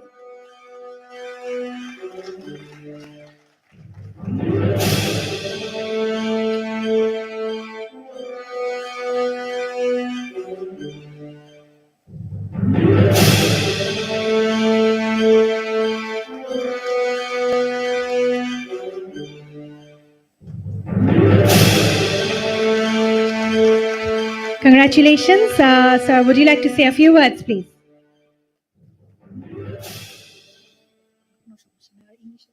Hello. Good evening to distinguished guests came from across the world. First of all, I would like to get gratitude to Balipara Foundation, who has give me opportunity to attend this grand award ceremony, 10th Balipara Foundation Awards 2022 in Dhaka, Bangladesh. So thank you so much for that and recognize my work, honor. And I'm very happy to receive this award. And I'll feel this award dedicated to my community, Idumismi tribe and Holo Gibbon. Actually, I came far from east part of India, Arunachal Pradesh. So I, as an individual, start to work Holo Gibbon habitat restoration. So here, I'm very surprised to see Bittu Segal sir. So I have initiated with Century Nature Foundation. So last in 2017 for this Holo Gibbon restoration. So from there, involving with my community, we have initiated and today I'm standing here and receiving this great honor from Balipara Foundation. And lots of I have to say, but time is very limited. So I would like to say one more thing. I'm very happy to be here and to meeting with the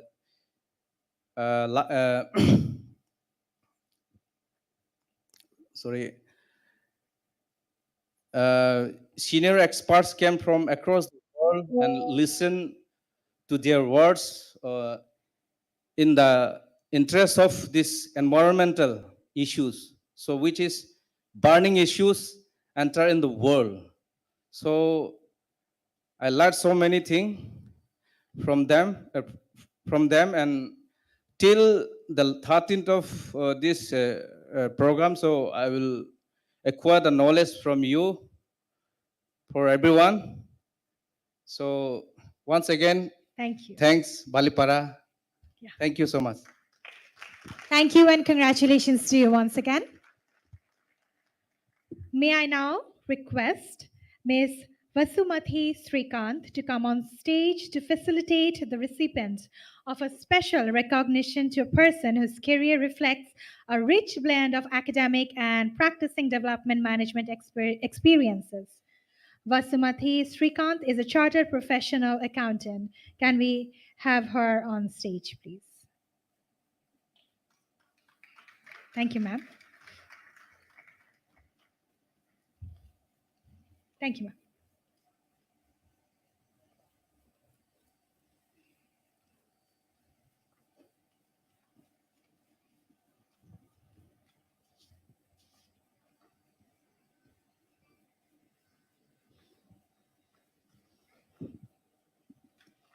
Congratulations. I'm requesting you to please come a little bit forward. Thank you.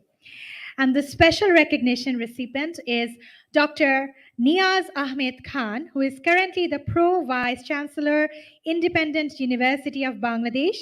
He has been the professor and former chair at the Department of Development Studies, University of Dhaka, senior academic advisor, National Defense College, and senior academic advisor of BRAC Institute of Governance and Development. Thank you so much, and congratulations to you, sir.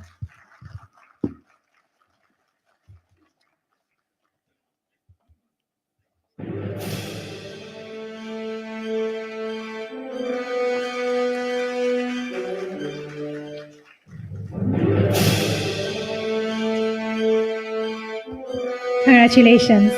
So, would you like to share a few words with us, please?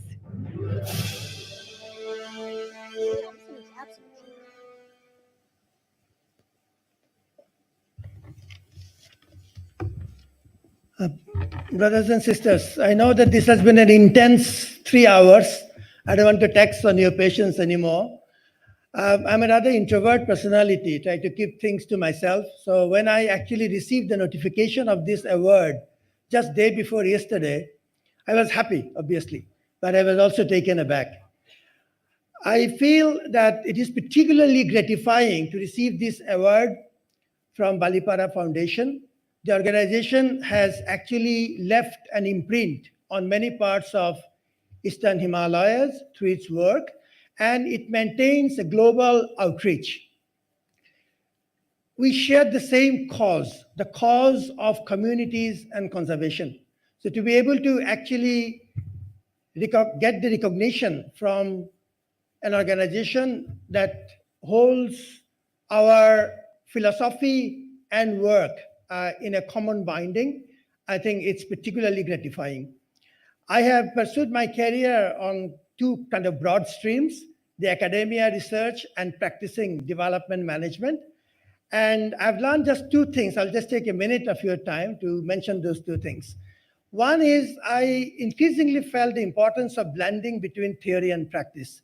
I feel academia and research, especially in social sciences, must be grounded to the field realities and must have a clear relevance in the field. That's the first lesson I learned. The second lesson I learned is that the pursuit of development, whether you do it academically or you do it through projects and practicing development, or preferably both, has to pivot around communities. So much to learn from communities. I've worked in various community settings. In this moment of joy, I'm remembering all those teachers from the communities that I have learned from. And I also remember very gratefully the contribution of my friends and family, including my siblings, my parents, my wife and daughter. And once again, I remain deeply thankful to Balipara, especially to Mr. Ranjit Bhattara and Mr. Malhotra and his team for giving me this recognition. I hope this will go a long way towards furthering the cause of communities and conservation. Once again, thank you and God bless. Thank you, sir, for your wonderful words, and congratulations to you once again. May I now please request and call upon Miss Bitopi Das Gupta, Miss Bitopi Das Chaudhary, to come on stage and present the recognition. Miss Chaudhary has taken up an expanded role of Standard Chartered Bank Bangladesh as Head of Corporate Affairs, Brand and Marketing.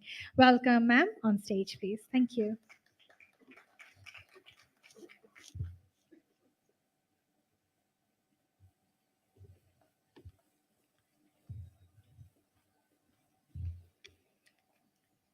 It's matching with your sari, beautiful sari. She's wearing a jamdani, which is a traditional attire sari in Bangladesh. So that's our creation.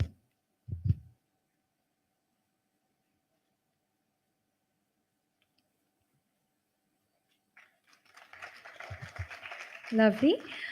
We would like to extend special recognition to Mr. Kamesh Salam for his contribution towards creating the World Bamboo Day.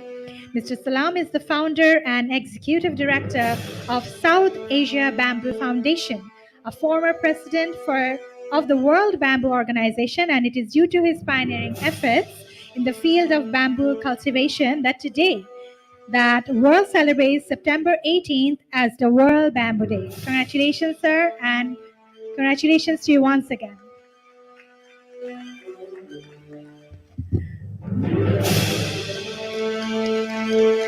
Sir, please do share a few words with us, please. Very good evening and namaskar. I am very thankful to Balipara Foundation for recognizing my work of 30 years in bamboo. As the Eastern Himalayas, as you all know, is the world's second largest bamboo resource available, though it has not been properly utilized. So bamboo as an ecology, bamboo as an environment, bamboo as a employment generation can give a lot. Coming back to bamboo, our former Prime Minister used to call it as a green goal. And now today, I'm happy that I'm here in Bangladesh at a time when we do 2 days conference on bamboo tomorrow.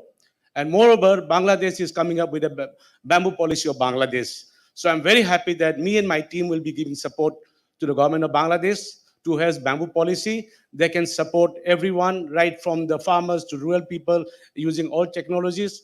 I have a huge gathering of people from across the globe who will be speaking on bamboo for the next 2 days. Thank you so much. And thank you, Balipara Foundation and the team for this support given to me. Thank you again.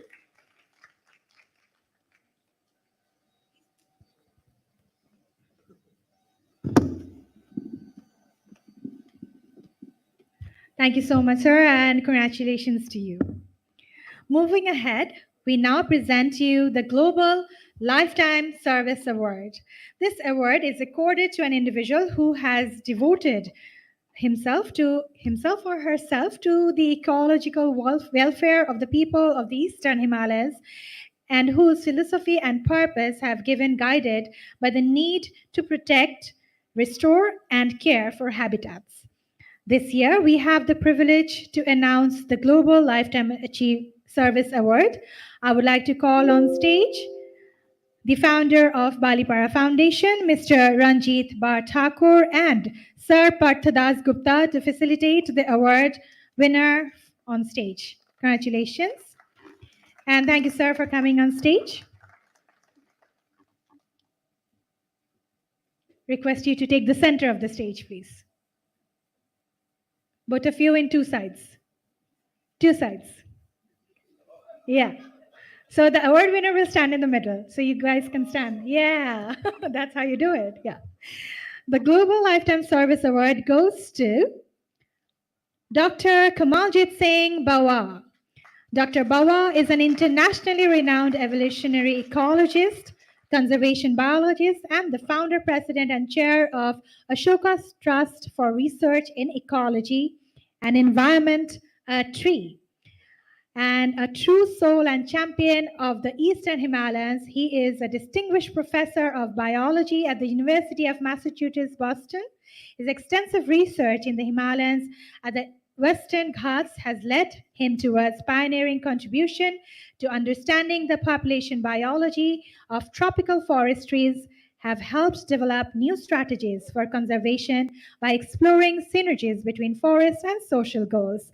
Sir, are you satisfied with the introduction or shall I go on? Congratulations to you, sir. I do have one more paragraph to say, and I would like to request him to give me a chance to finish it. All right. Through his work, he has continued to build institutional support to foster conservation and sustainability science with the establishment of the Ashoka Trust for Research in Ecology and Environment, being at the center of providing leadership in conservation in India, and was ranked among the top 20 think tanks of the world. Congratulations to you, Dr. Kamaljit Singh Bawa.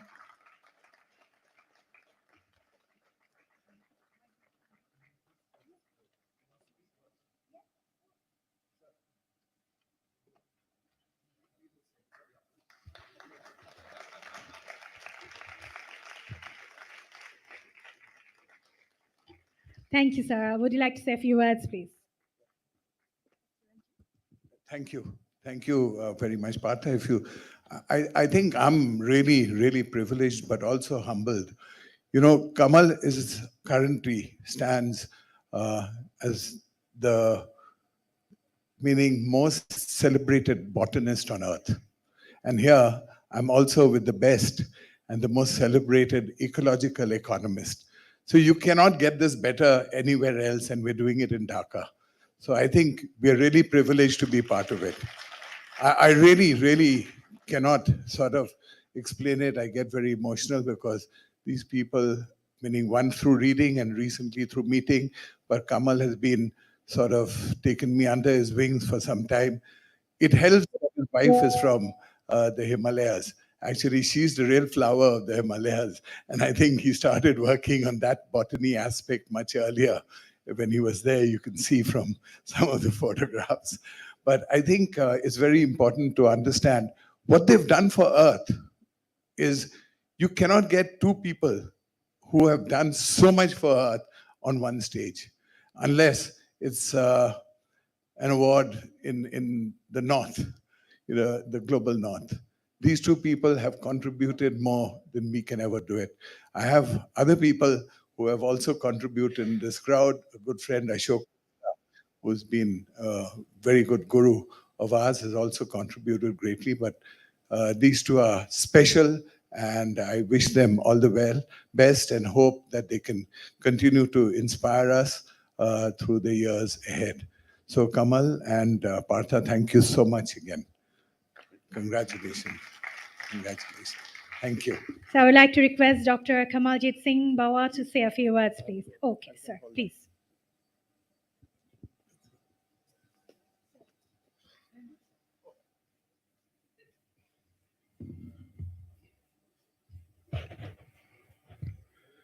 Well, distinguished guests and colleagues,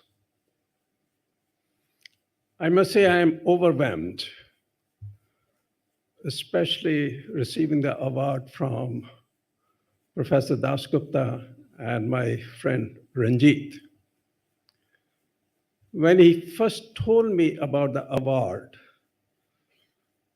I thought the award is invalid because of my long association with him. But I think on the basis of what I heard about myself this evening, I think the award is valid. I am delighted and honored, and I want to thank my colleagues at Balipara Foundation, at H-3, at the University of Massachusetts, Boston, and colleagues here at the university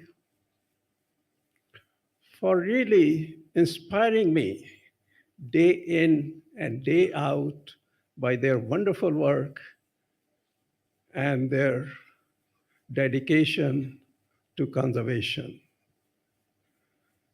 I also, of course, want to thank my family, my wife who is here, for withstanding very, very gracefully my long absences from home, in the field, in the jungles of tropical America, in the Western Ghats, in the Himalayas, and in many other parts of the world. I just want to make 3 brief comments. First, I think this conference occurs at a very pivotal moment between 2 conference of parties, one in Egypt that finished a month ago on climate change, and the other this month in Montreal on biodiversity. Thereby, I think maintaining the momentum for convergence between the goals of assessment, conservation, and restoration of biodiversity on the one hand, and climate change mitigation and adaptation on the other hand.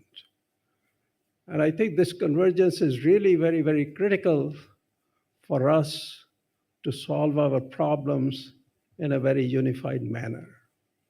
Second, this conference accords primacy to nature, to the natural world, to biological diversity, as so eloquently put forward by Saurav in the afternoon.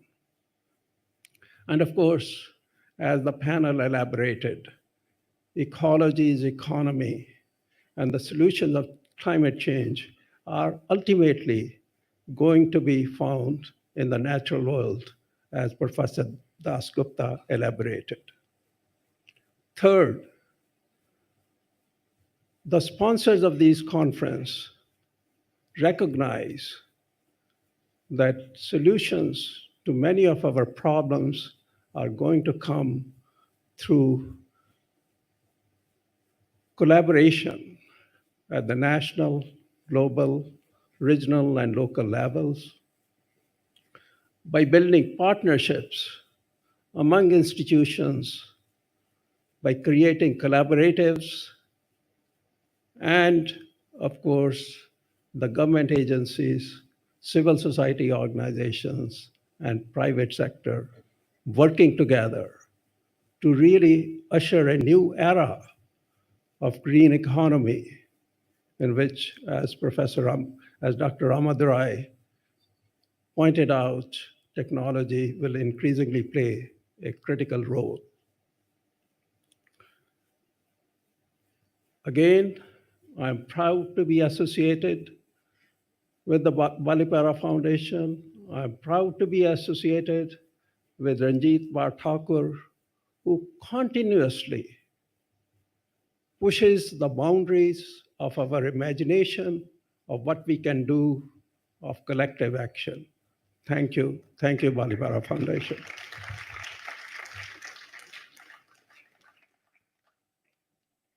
Thank you so much, sir. Today's just the beginning for new opportunities for the next 2 days and for a larger vision for the future. Our heartfelt gratitude to our partners and supporters for being the pillars of our program and helping us shape the 10th edition of the Eastern Himalayan Naturenomics Forum and Balipara Foundation Awards 2022. May I now please call on stage the founder of Balipara Foundation, Mr. Ranjit Thakur, to give the closing remarks for today's evening and welcome you for the next 2 days. Round of applause for him, please. Thank you so much. Thank you, everybody in the backstage and all the support that we've got in facilitating everybody. I was just telling Partha that I'm getting really bored and tired now. I think we should just wind up and go. So I think we should wind up and go. But thank you all for attending. I particularly like to thank many sponsors. I think everybody have contributed, but one particularly stands out is Tata Steel Foundation now. They've supported us in the last 5 years and support us as we speak. But more importantly, their focus on people through nature is really what stands out. And really, we've been able to work closely with them. I think our results are not as good, and I think we've made many mistakes. So over the last 10 years of this foundation event, I think we've not been able to inspire enough people to fill up the room first. So that's obviously something has gone wrong, and that's been troubling me ever since I came. Two is, I think we've not been able to reach out to enough people in the rural areas, even though our theme is rural future. So I think that's another big flaw in what we've been doing and pursuing. Thirdly, I think we're very city-centric, and even though we've got a lot of colleagues and friends and brothers and sisters from the village, I don't think we're doing adequate enough.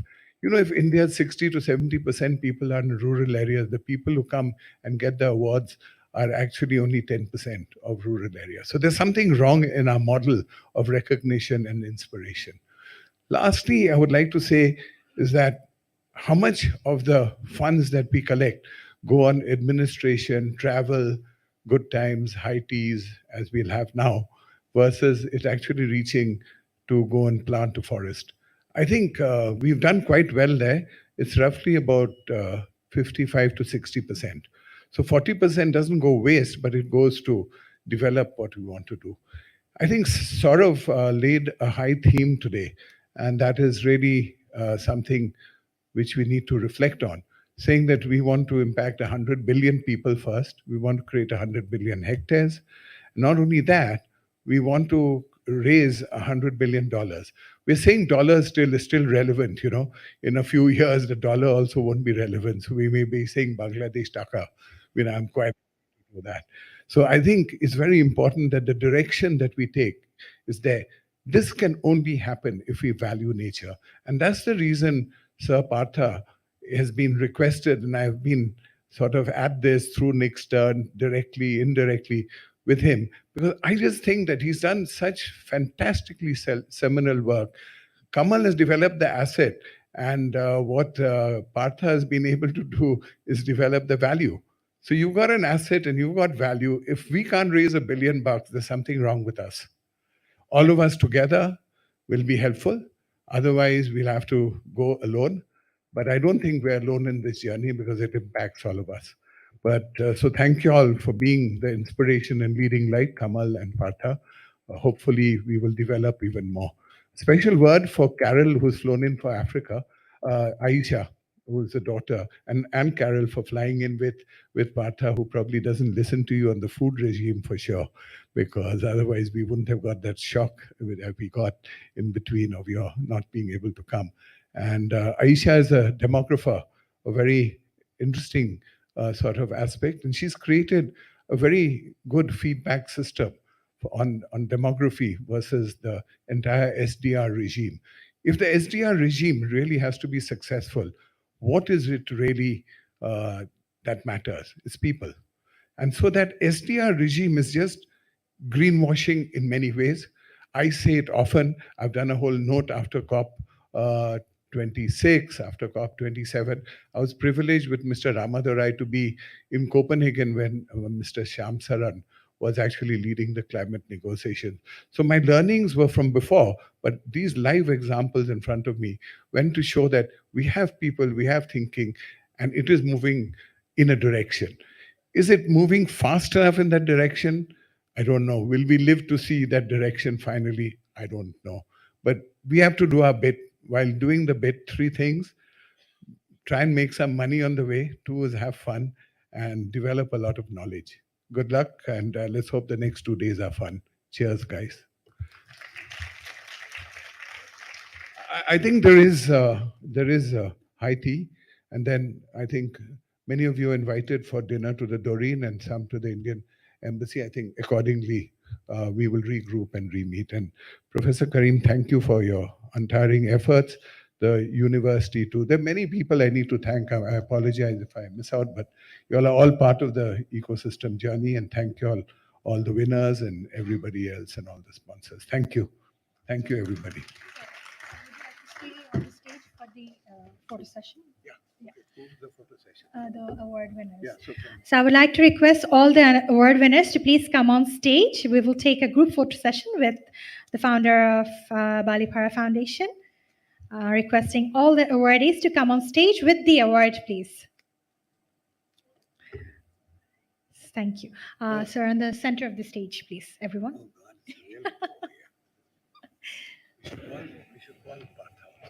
Yeah. He's also an award winner, so he's coming. Yeah, the first one.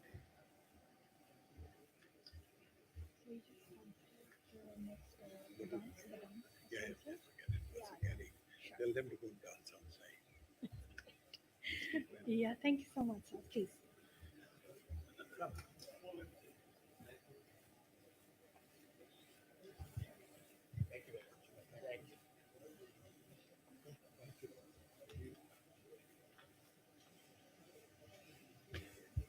Requesting all our award winners to come on stage.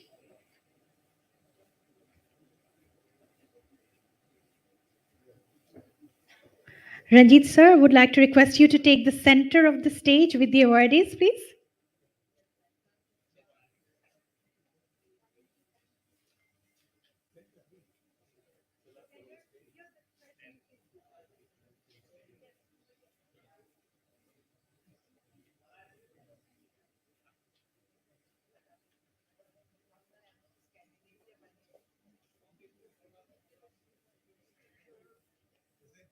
We have all the awards on stage. Sure.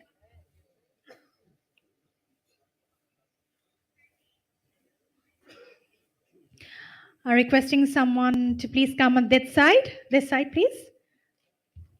Sir, this side, please. Sir, A side, Cholash. Sir, here.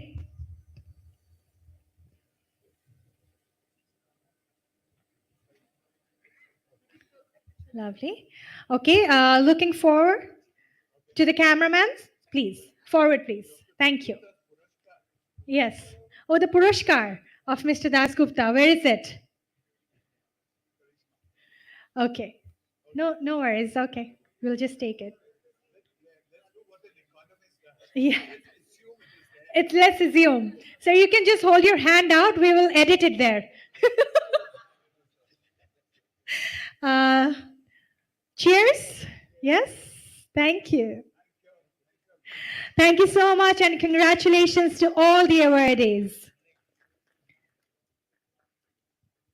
I would like to request all of you to please proceed for the high tea served in the lawn. It's a pleasure to be in the presence of this august audience. This is me, Nabila Karim, signing off. Thank you so much.